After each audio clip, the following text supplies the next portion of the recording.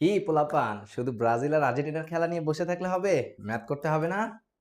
অবশ্যই ম্যাথ করতে হবে। তার জন্য তোমাদের জন্য আমি নিয়ে আসলাম জঘন্যতম ইম্পর্টেন্ট একটা ম্যাথ, অর্থাৎ যেই ম্যাথটা এই চ্যাপ্টারের আরেকটা গুরুত্বপূর্ণ।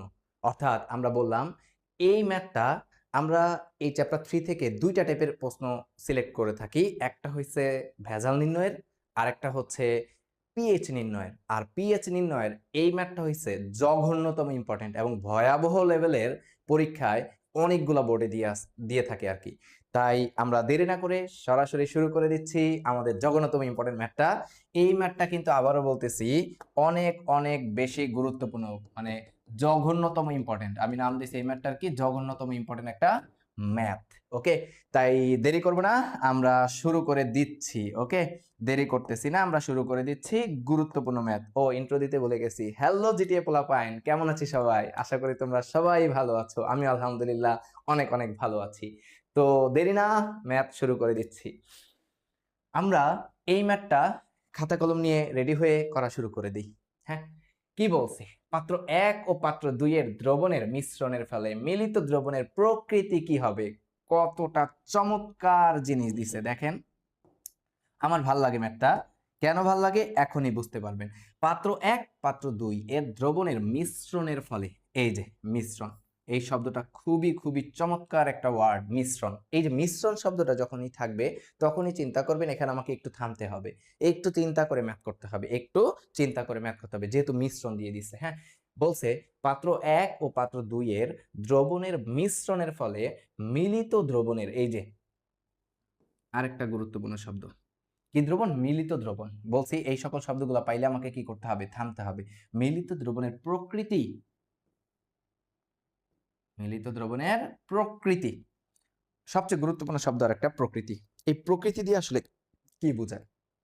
আমরা যখন কোন একটা দ্রবণ নেই, সেই দ্রবণটার প্রকৃতি কি, দ্যাট মিন্স এরকম যদি প্রশ্ন করে আমাদেরকে এখান থেকে খুঁজে বের করতে হবে যে আসলে মিশ্রণটা কি অম্লীয় প্রকৃতির নাকি ক্ষারীয় প্রকৃতির। এই দুইটাই টাইপেরই প্রশ্ন এখান থেকে দিয়ে থাকে, অম্লীয় প্রকৃতির নাকি ক্ষারীয় প্রকৃতির।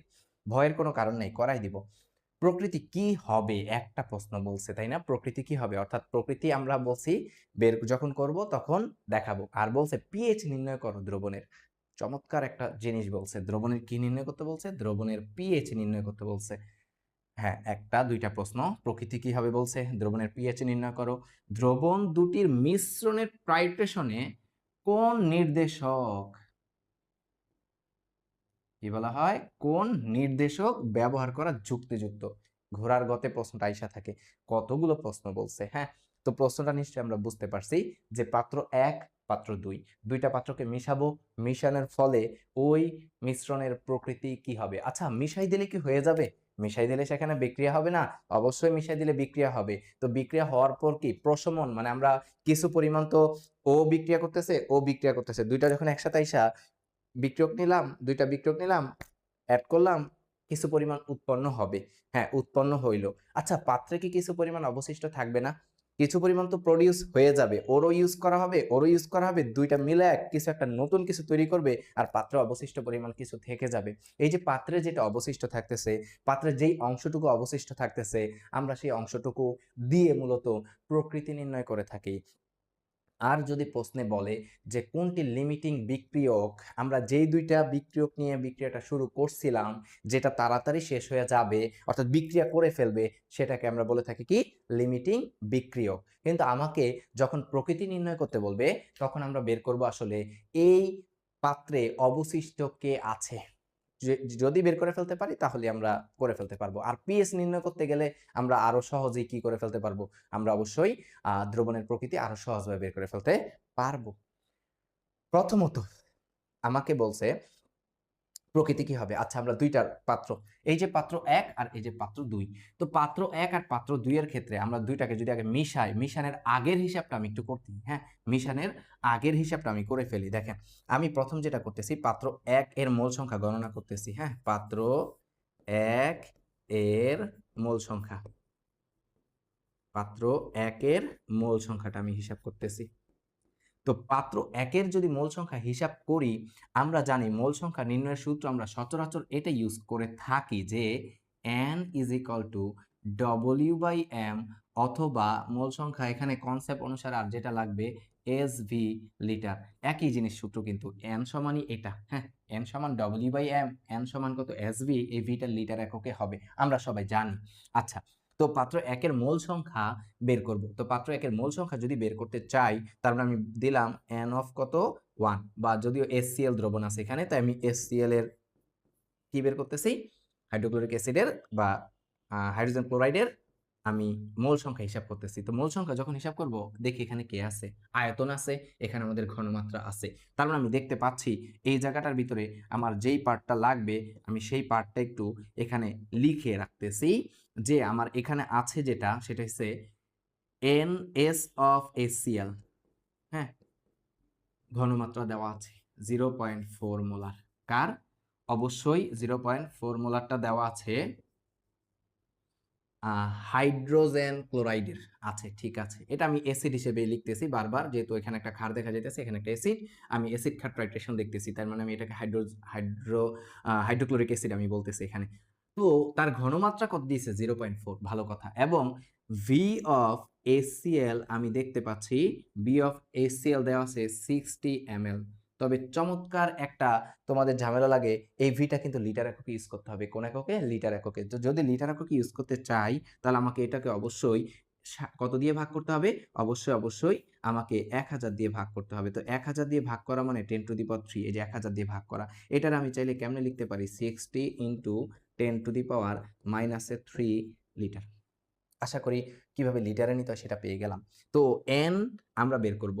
দেখেন এখান থেকে n বের করতে চাচ্ছি, s into V, s into V, তার মানে s of HCl into V of HCl।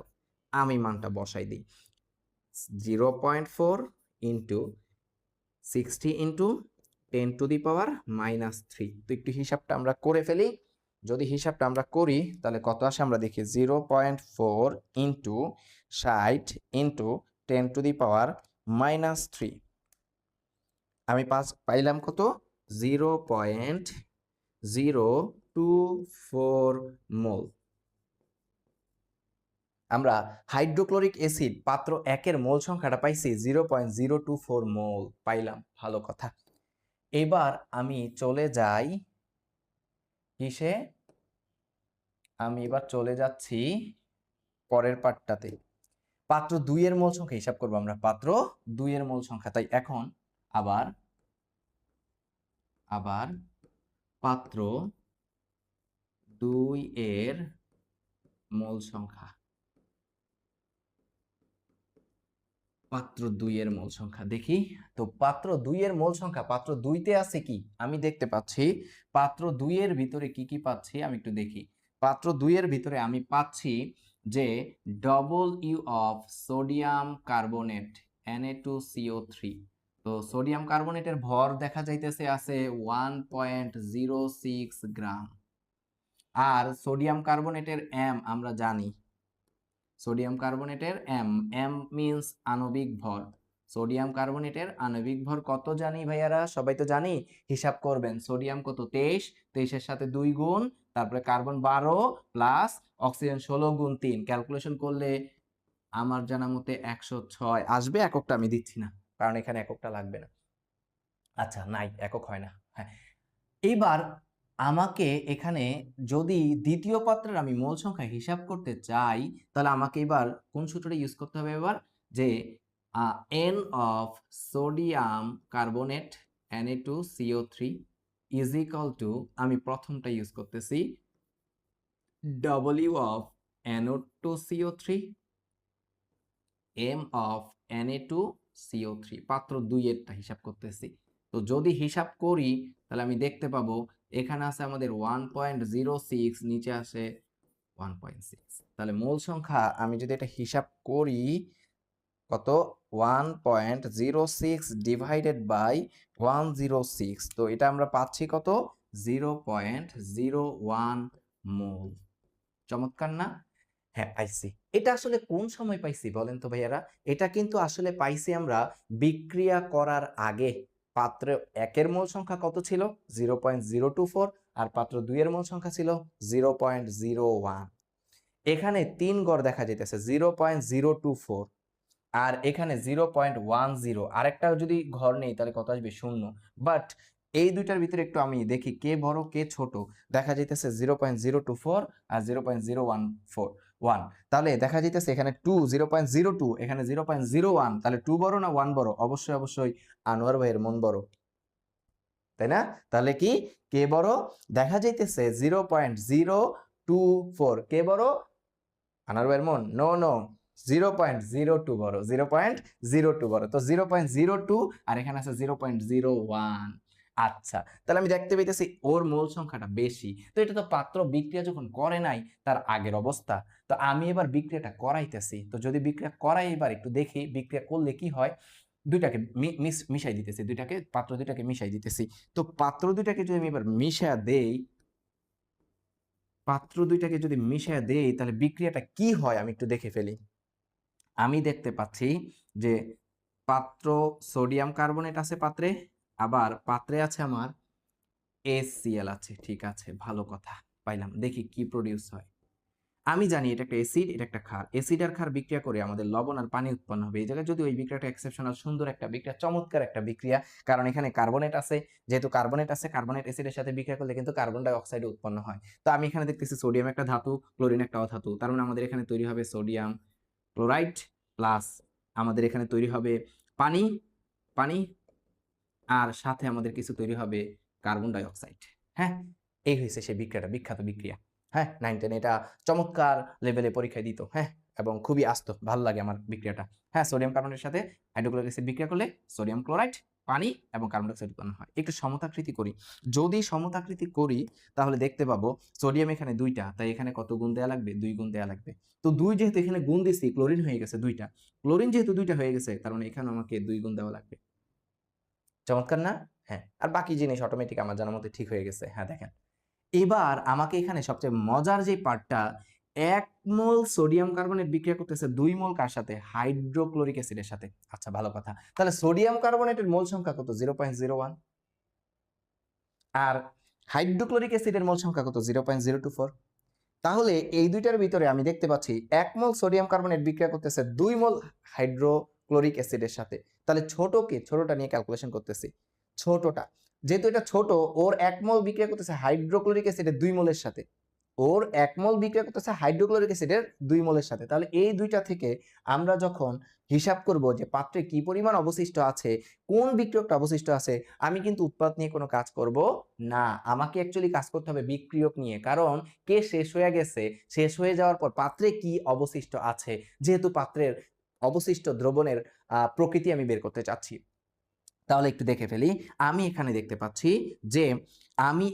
পাচ্ছি 1 মোল সোডিয়াম কার্বনেট বিক্রিয়া করতেছে ইজ ইকুইভ্যালেন্ট 2 মোল HCl এর সাথে। 1 মোল বিক্রিয়া করতেছে কত? 2 মোল HCl এর সাথে। তাহলে আমি কি বলতে পারি না যে আমার এখানে সোডিয়াম কার্বনেট আছে কয় মোল? আমার এখানে কিন্তু সোডিয়াম কার্বনেট আছে 0.01 mole. Sodium carbonate is equivalent 2 into 0.01, যেহেতু ইকুইভ্যালেন্ট দ্যাট মিন্স সমতুল্য। এখানে আমি মানটা পাচ্ছি 0.02, তাই না? 0.02 আমি মোলটা লিখলাম না এখানে, এখন শেষে মোলটা লিখে দিলাম, মোল HCl। তার মানে আমি যদি 0.0 মোল সোডিয়াম কার্বনেট নেই, আমার এই বিক্রিয়া পাত্রে শেষ হয়ে যাবে 0.02 মোল HCl। কিন্তু আমার পাত্রে আছে 0.024, তার মানে এটা বেশি ছিল। তো বেশি, আর আমার এটার এখন সর্বোচ্চ আমি যদি 0.01 মোল সোডিয়াম কার্বনেটের সাথে আর হাইড্রোক্লোরিক অ্যাসিডের সাথে বিক্রিয়া করাইতে চাই, দ্যাট মিন্স 0.01 মোল খেয়ে ফেলবে এখান থেকে। কতটুকু অংশ? এখান থেকে 0.02 মোল খেয়ে ফেলবে।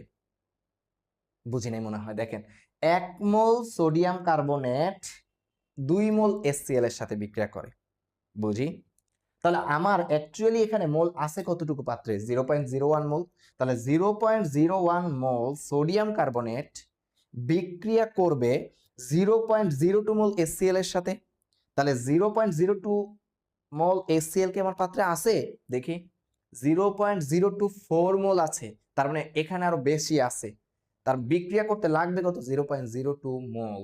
তার মানে আমি কি বলতে পারি না, যেহেতু 0.02 মোল HCl রাখতেছে আর পাত্রে আছে 0.024 মোল, দ্যাট মিন্স পাত্রে অবশিষ্ট আছে আমার হাইড্রোক্লোরিক অ্যাসিড। কতটুকু অবশিষ্ট আছে আমি আগে অবশিষ্টটা বের করি। আমি এটাকে একটু কপি মেরে নেই। আচ্ছা দেখি পাত্রে অবশিষ্ট কতটুকু আছে।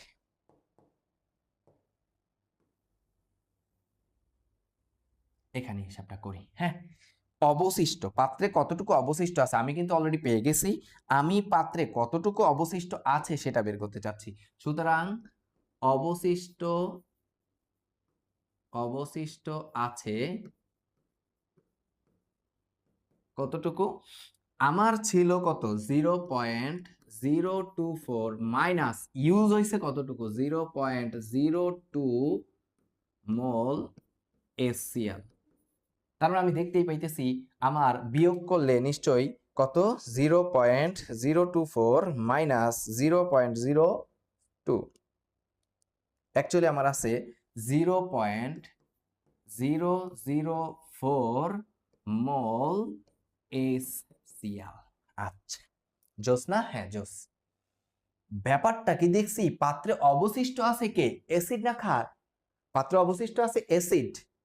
কেমনে বুঝলাম? ওই যে কতটুকু অবশিষ্ট মোল আছে। তো আমি যেহেতু 0.04 মোল অবশিষ্ট পাত্রে পাইলাম, দ্যাট মিন্স আমি বলতে পারি যে পাত্রে যে দ্রবণটা এখন আছে অবশিষ্ট, দ্যাট মিন্স পাত্রের প্রকৃতি হবে HCl, যেহেতু আছে এটার প্রকৃতি হবে অম্লীয়। তার মানে আমি বলতে পারি সুতরাং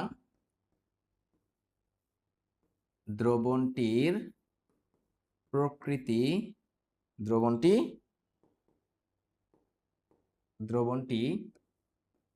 অম্লীয় প্রকৃতির। দ্রবণটি অম্লীয় প্রকৃতির।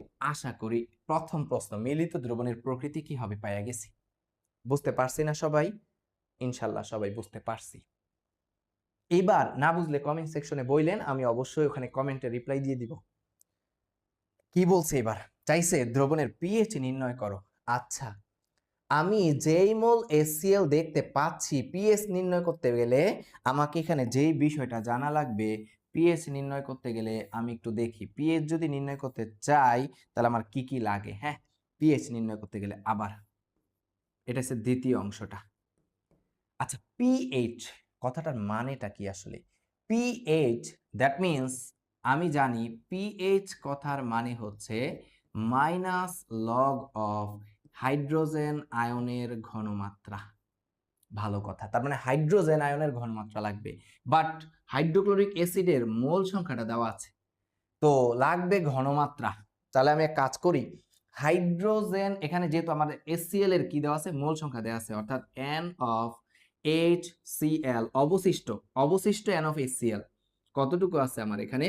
0.004 মোল আছে। আচ্ছা ভালো কথা, কিন্তু এটা কিন্তু অবশিষ্ট, আবারও বলতেছি এটা আগেরটা না, এটা অবশিষ্টটা, কারণ এখানে N অফ HCl লিখছিলাম, অনেকে আবার এই জায়গায় ভুল বুঝতে পারে আর কি। 0.04 মোল অবশিষ্ট আমার পাত্রে ছিল, সেই অবশিষ্ট মোলটা দেওয়া আছে, কিন্তু আমি অবশিষ্ট মোল থেকে কি বের করতে চাচ্ছি?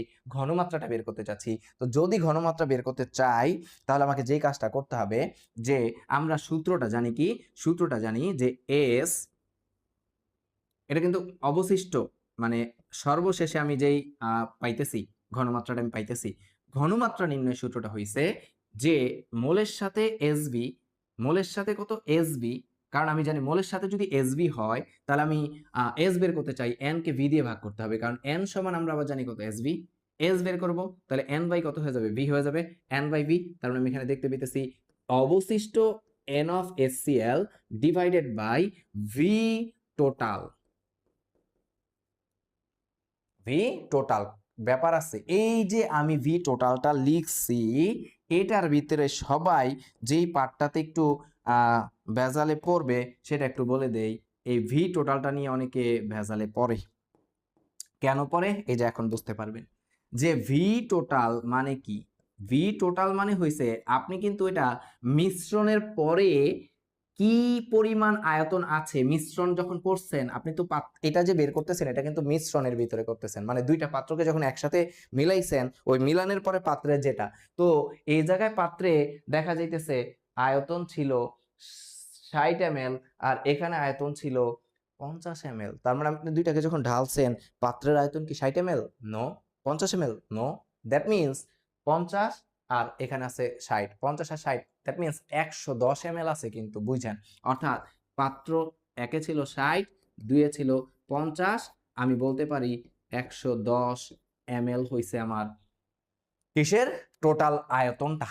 এখন মজার যেই পার্টটা, আমি তো এই সূত্র n সমান এসবি যখন সূত্রটা ইউজ করি সেই ক্ষেত্রে কিন্তু আয়তনটা লিটারে হইতে হয়। এই ভুল করা যাবে না, এই ভুল করা যাবে না। তার মানে এটা কিন্তু আমাকে অবশ্যই 1000 দ্বারা ভাগ করলে 1000 দ্বারা ভাগ করা যেই কথা 10 টু দি পাওয়ার -3 দ্বারা গুণ করা একই কথা, দ্যাট মিন্স লিটারে এসে পড়বে। এই যে লিটারে আসছে দ্যাট মিন্স এখন আমি মনে হয় মানটা যদি বসাই, মানটা যদি আমি বসাই কি আসে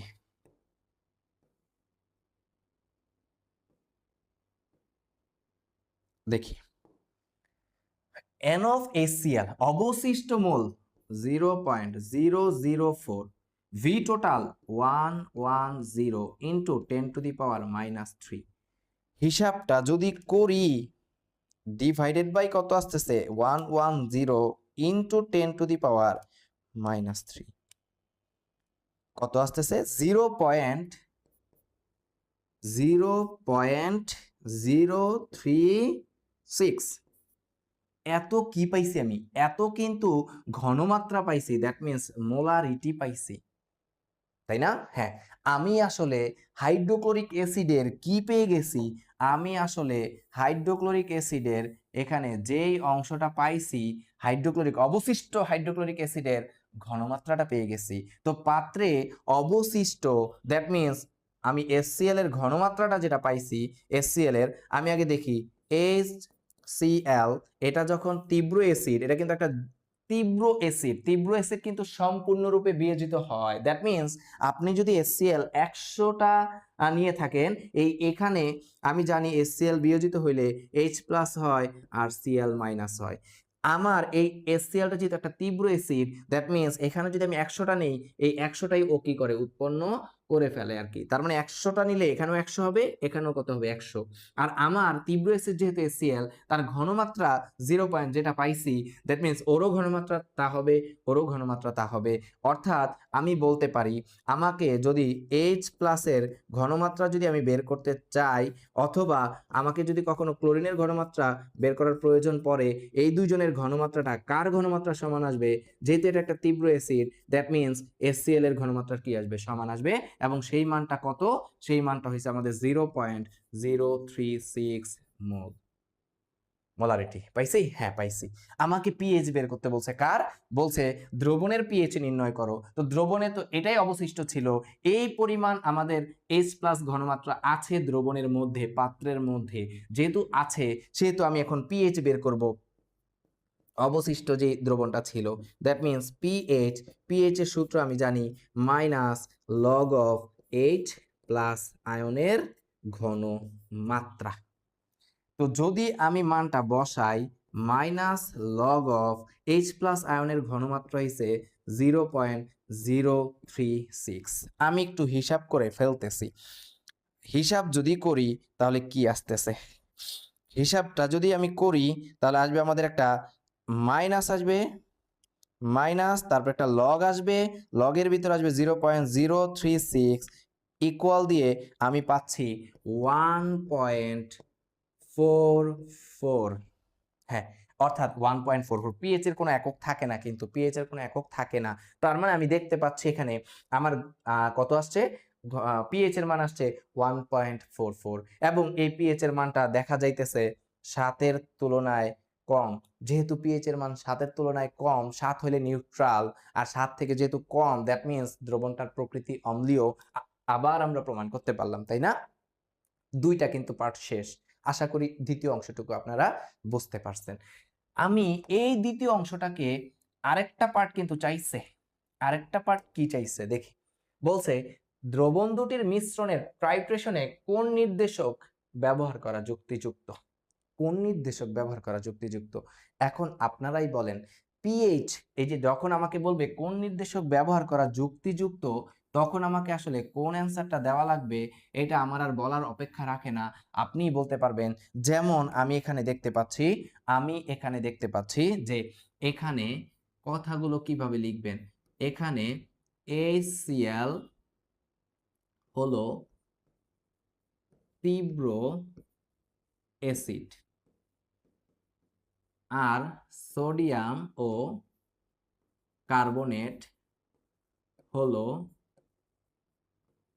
মৃদু ক্ষার। জানা আছে তীব্র অ্যাসিড ও মৃদু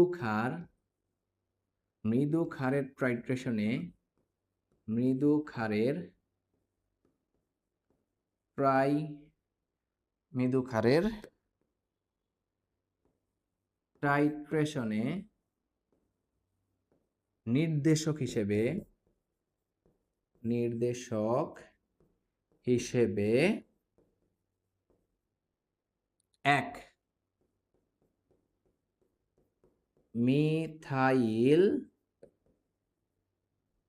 মিথাইল অরেঞ্জ ও 2 মিথাইল রেড কি করা হয়? ব্যবহার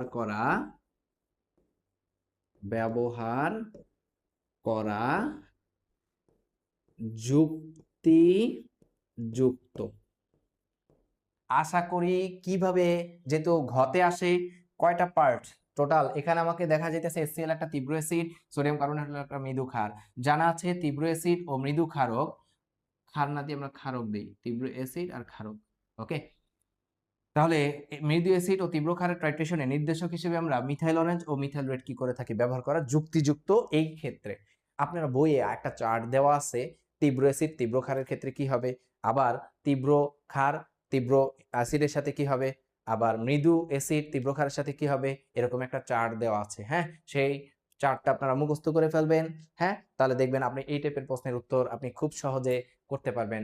আশা করি এই জঘন্যতম ইম্পর্টেন্ট ম্যাথটা আপনারা করতে পারছেন, বুঝতে পারছেন। ইনশাল্লাহ পরীক্ষা আসলে অ্যান্সার করবেন।